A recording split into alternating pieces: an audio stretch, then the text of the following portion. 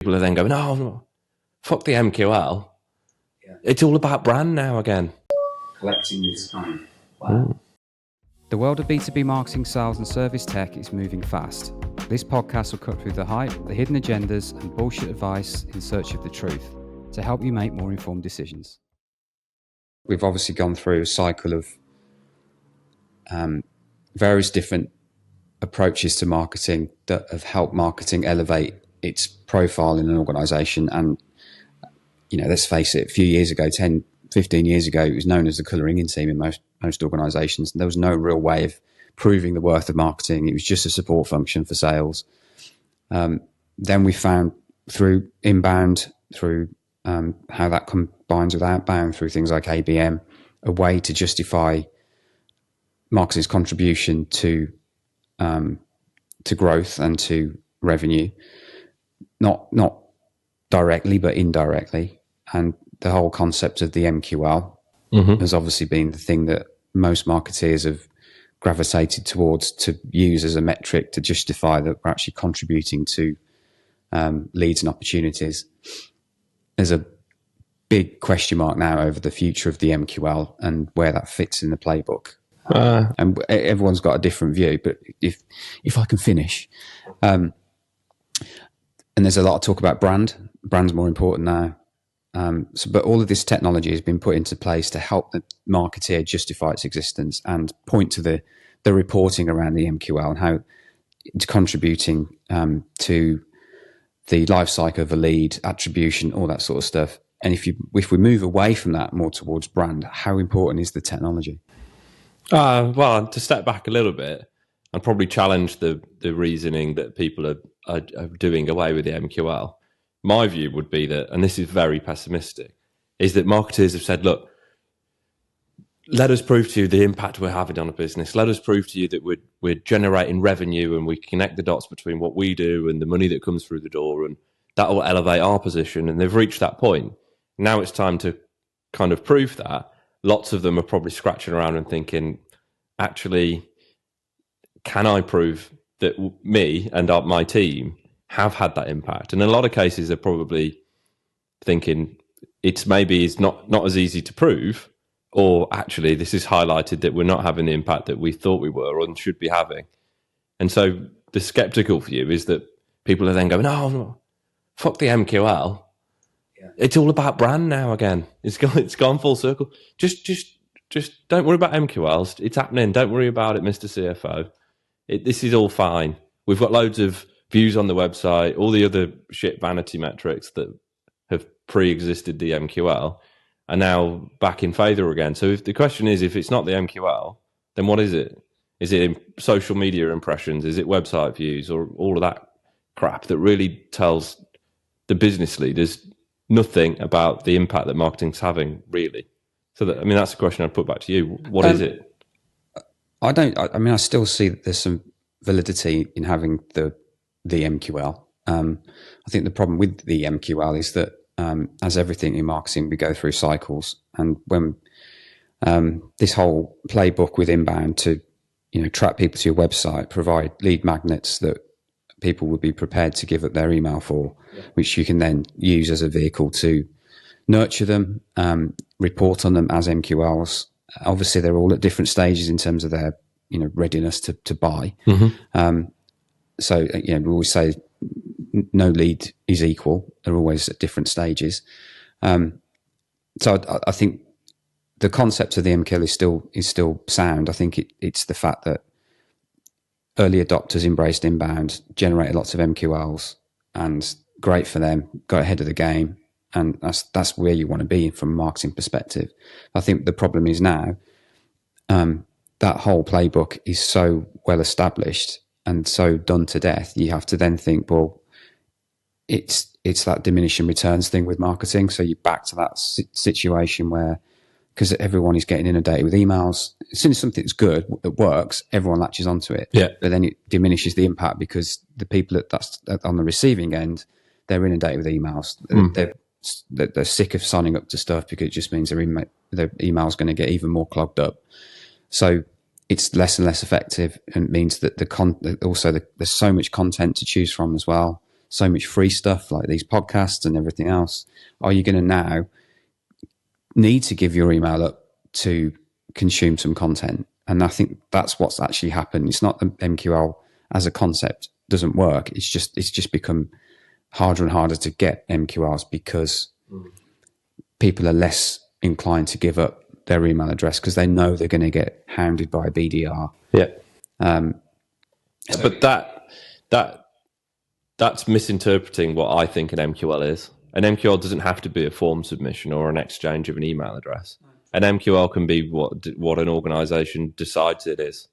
So if a good enough signal of intent from a potential prospect is something other than a form submission, maybe it's a subscription. We'll come on to that in a second. Yeah. Maybe it's engagement with a blog.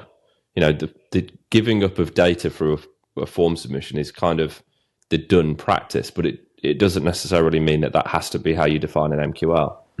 So I agree that the diminishing returns of MQL production is meaning that the MQL rates probably broadly, if you looked at it at a macro level, are declining. But I think that's more of an issue with the way that MQLs are measured rather than the MQL. Yeah, no, I think that's a good point. I think the wider problem with an MQL, and I was having this debate with a client this week actually, is that oftentimes the MQL becomes the only point of reference around marketing success and their performance. When a good marketeer and really a good business person knows that marketing's impact extends beyond the production of leads through things like brand, through things like all of the unknown influence that you might be having on an individual, which is not necessarily easily tracked, through messaging, positioning, everything else really connected to marketing is having an impact that you can't necessarily tie back to an MQL.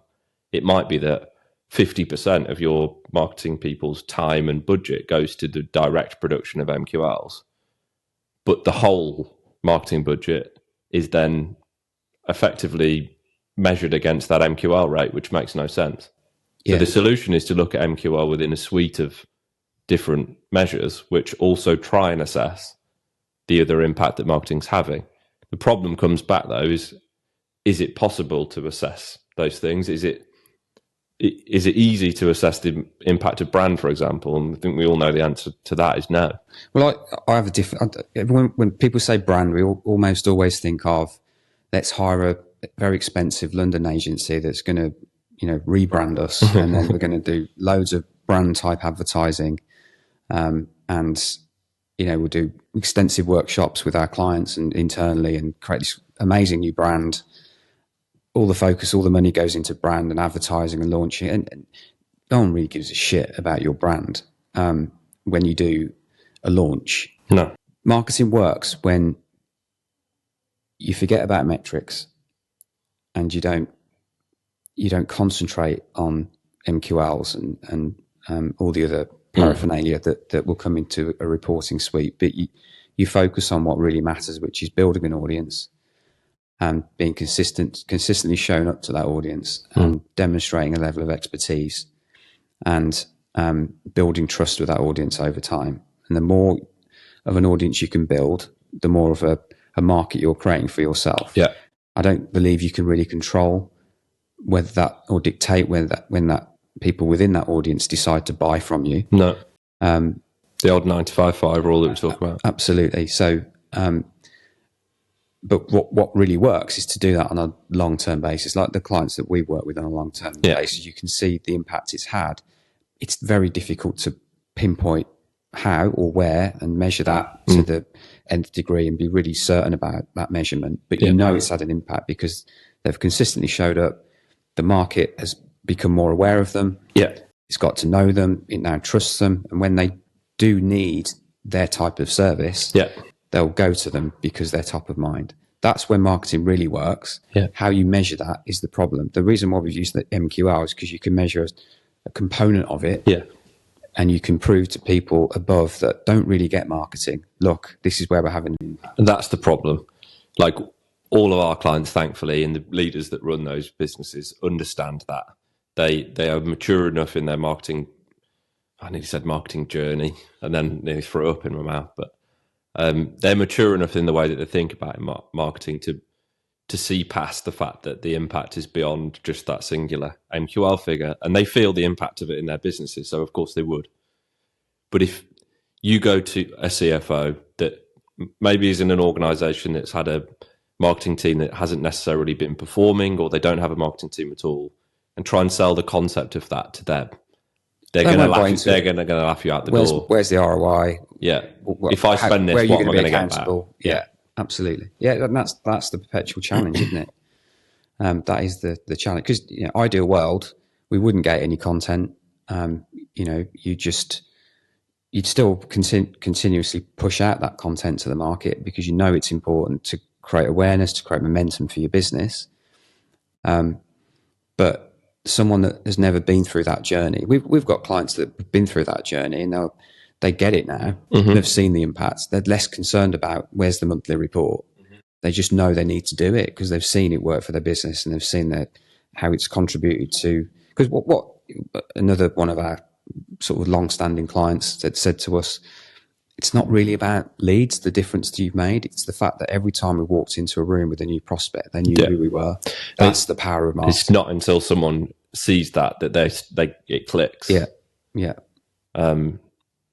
So it's our challenge as a business is to convince people that it will work. It needs time. But there's been a multi-billion-pound industry built around the concept of an MQL to justify marketing's existence, and it's and I really do believe that technology is so critical for marketing and sales going forward.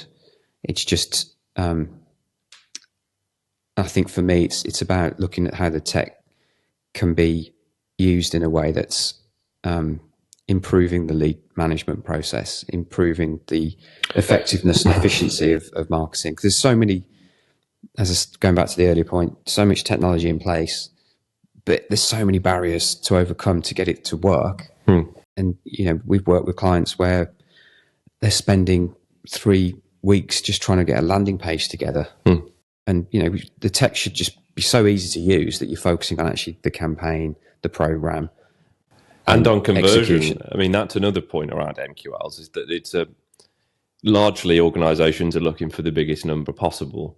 But then we've seen through our time, so many people generate 200, 300 MQLs a week even, and then not follow them up or even bother to try and convert them. That's just stupid. Like, you'd rather have 10 MQLs and then be followed up properly, surely. So we don't place enough.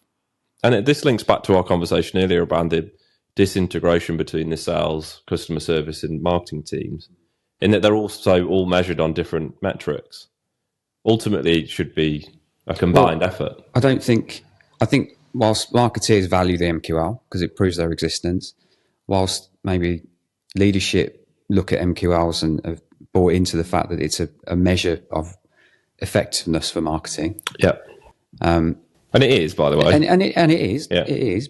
I don't think salespeople buy into the MQL concept because salespeople, like you say, they've got a completely different set of targets and goals to marketing, really. I mean, everyone's responsible for generating revenue and growth, but ultimately what marketing's measured on is very different to sales, really. Yeah. I don't believe in this marketing should be responsible for revenue because I don't think they have an impact on sales in our B2B world when you're talking about complex big deals that need to be managed by a salesperson.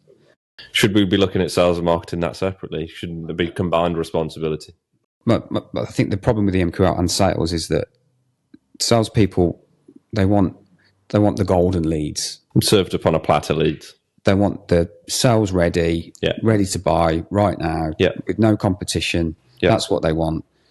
And really, we all know that, going back to the earlier point, no lead is equal. They're all at different stages. And if you serve up an MQL that needs to be followed up by a salesperson, you'll get 30, 40, 50 people attend a webinar. They're all MQLs. You give that to a salesperson, they've got to follow that up. That's a pretty big effort to follow all that up. And you probably only get to speak to a small fraction of them. And then if nothing materializes from that, you just think, what a waste of my time. I'm not going to do that again.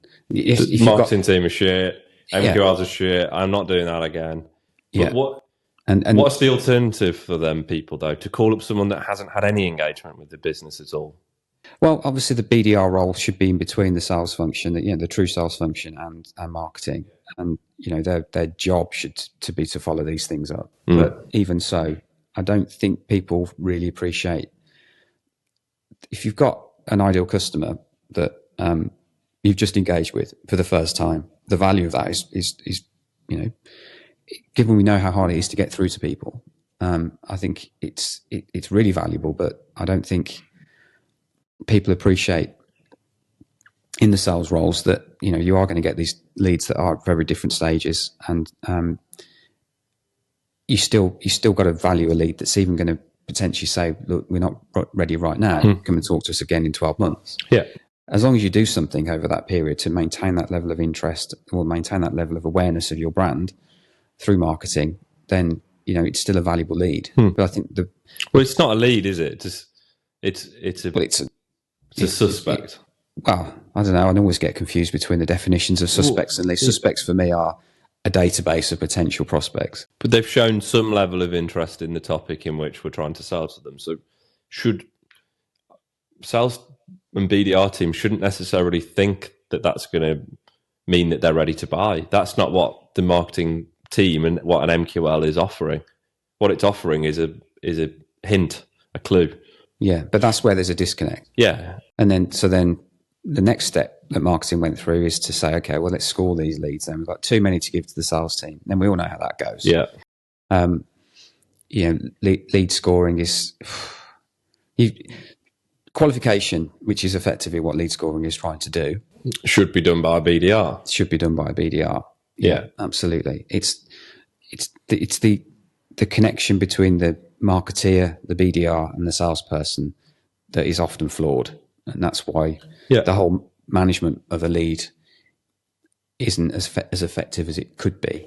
What happens after a BDR has had a conversation with someone and they're just not ready to buy? They should go into a nurture stream. Yeah, well, but then then there's an expectation. Well, you can just automate that, but then we all know how that goes. Yeah, no one likes to receive an obviously automated email. No, but there should be a nurturing program that runs alongside, and it's a seamless handover between when there's an interaction over the phone and there's a qualification in that discovery call, and wherever that conversation goes and whatever the agreed next action is, it should go to either a salesperson or it should go back into that nurture program. And there's the technology, I don't think, in most organizations is set up in a way that enables that to happen seamlessly. And for some of our clients, it is. So a good example of that. Obviously, with the exception of all of our clients. Yeah. Exactly. I don't take credit for this personally, by the way, but one of our clients is a good example. Hopefully we're not giving away their secrets here. But they have a process in between handover to sales that isn't handled by the BDR, it's handled by a market research team. So what happens when they generate a new MQL is they will then be qualified against an ICP fit. Absolutely. Which can be done automatically, often poorly. So they have a human step in between some of this automation that basically goes and researches that organization which has shown some intent and will then say they're a good fit, they're a bad fit, and not until that happens will they go on to the sales and BDR teams or SDR teams. So that process is a better filter to prevent that kind of MQLs are shit opinion from spreading. Because as you said, once that's set, then sales teams don't take it seriously. They're not then going to follow up. This to the bottom of their list, which it really shouldn't be if marketing teams and businesses broadly are investing in the production of MQLs. For them not to be followed up is a waste of time. Might as well just not bother doing it in the first place. So, and by the way, that is a combination of human input and technology. So as soon as they're marked in that way, automatically they'll be routed through to the right salesperson if they are relevant, or they will be automatically sent a rejection email, basically. Sorry, you're not right for us. Well, it's that. I mean, it's such a gap in so many organisations. We have these conversations all the time. You start talking to a potentially new client, and you start asking the question, so what are you doing for a marketing? Oh yeah, we're pretty advanced with marketing. We do this, that, and the other. Our webinar program is really successful. We get 100 people attend on average, and then you carry on with the conversation. So those people that are attending, are they good fit prospects? Yeah, absolutely. So effectively an MQL, I'm going to call it that. Yeah. What do you do with those MQLs then? Oh, Fuck all. yeah, they're not really followed up by the sales team. Yeah. But you're getting a pat on the back from your leadership team saying, what a great job you've done because you've got 100 people to your webinar. Yeah. But none of them have followed up. Yeah. And you can't prove whether any of them have been followed up in the past have actually converted to a customer. Yeah. No. So then you look at their face and they're having this sinking feeling, thinking, yeah, we're just always focused on the next webinar, getting more people, more bums on seats, collecting this kind of, wow. It's the alarm. Yeah. It's maybe telling us to call in I think our studio time is finished in this clearly professional studio.